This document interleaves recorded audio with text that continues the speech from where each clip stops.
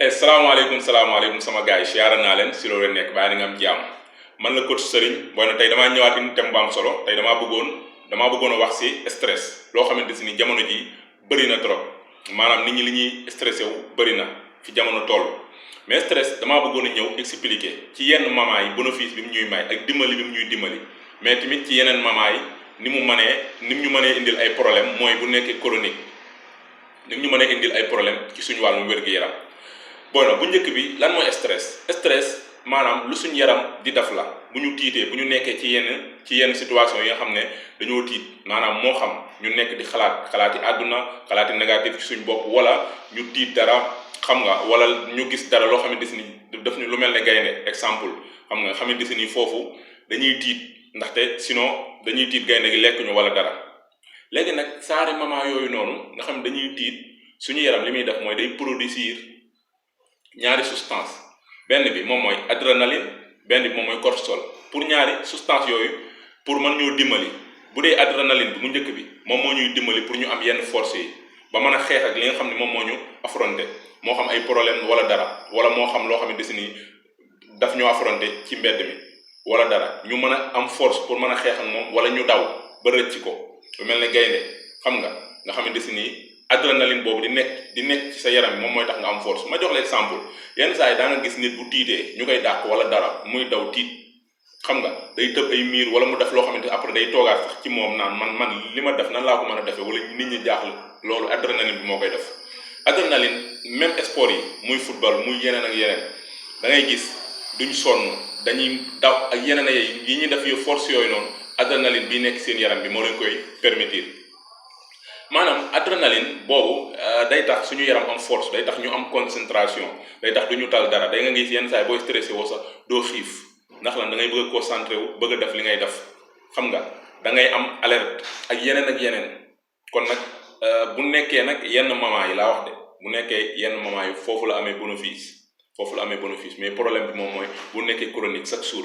fan la cortisol bi duggee cortisol mi ngi duggee cortisol bi moom mooy yéegal maanaam suukar moom mooy yokk suukar ci suñu deret bi pour lan pour ñu gën a mën a am énergie pour gën a mën a am force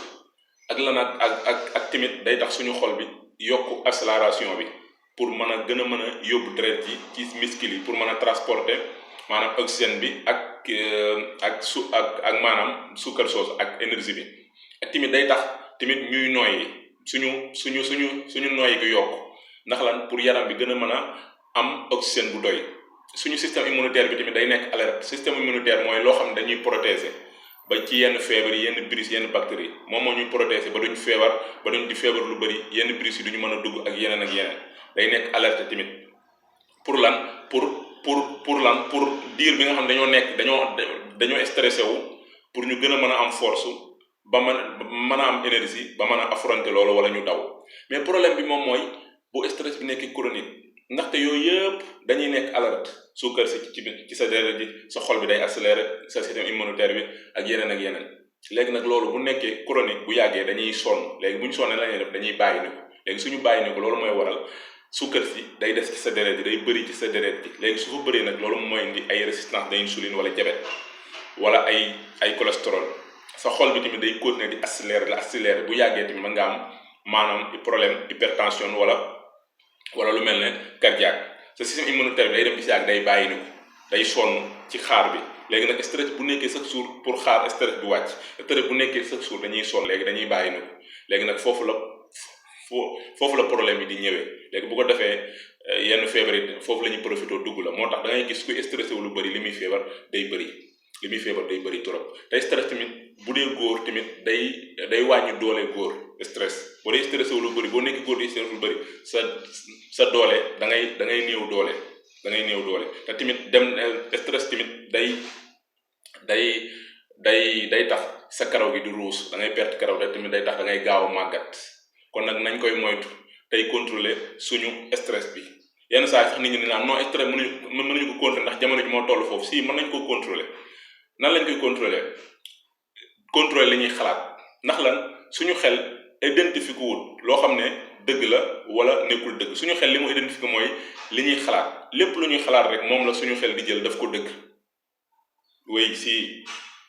suñu xel xamut lu nekk dëgg ak lu nekkul dëgg li mu xam mooy lu ñuy xalaat. yaa ngi comprendre te xaaju chaque jour bu ñu xëyee suba ba ngoon li ñuy xalaat xaaj bi nekkul dëgg, xaaj bi ay négatif la, xaaj bi nekkul dëgg, xaaj bi du mas a am. yow yaa koy jékki-jékki rek di ko def sa bopp bi di ko xalaat. kon nag nañuy contrôler suñu xalaat di gën di xalaat positif te moytu xalaat négatif. fii yàlla moo fi nekk, yow defal li nga war a def rek comprendre tey tamit da def loo man. lu mënta nekk moom soo ko bëggee nekkal da ngay sonal sa bopp. nañuy def lu mën a nekk ak lu suñ doole àttan, mais bëgg a def loo xam ne yow xam nga ne sa doole àttan foo jaar stressé wu ak yeneen ak tamit bëgg a participer loo xam ne ñëwagul. yow